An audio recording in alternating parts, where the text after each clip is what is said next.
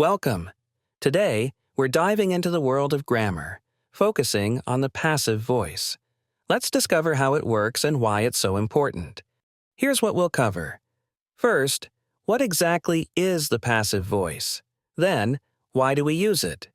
After that, we'll look at how the passive voice is formed. Finally, we'll talk about when and where to use it.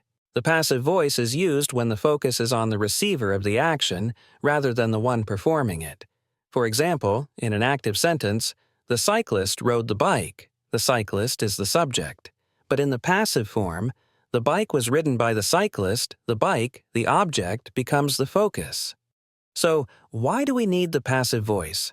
Sometimes we want to emphasize the action or the object receiving the action, not the performer. For example, a man is teaching a boy to ride a bike is active. But if we want to focus on the boy, we'd say, the boy is being taught to ride a bike. To form the passive, we reverse the subject and object. The object of the active sentence becomes the subject in the passive sentence. For example, the boy rode the bicycle changes to, the bicycle was ridden by the boy. Easy, right? Next, we split the verb into a be verb and a past participle. So, rode becomes was ridden.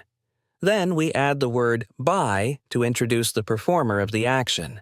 For instance, the cake was baked by the chef. The form of the verb be changes depending on the tense. In the present, it's is or are. In the past, it's was or were.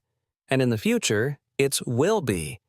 There are also continuous forms like is being and perfect forms like has been. We use the passive voice in several contexts. Inventions and discoveries like the vaccine was invented, production and industry such as the cars are produced, and even in news or crime reports where we might say, the suspect was arrested. Now, let's practice together. Take this sentence. The man is fixing the wheel.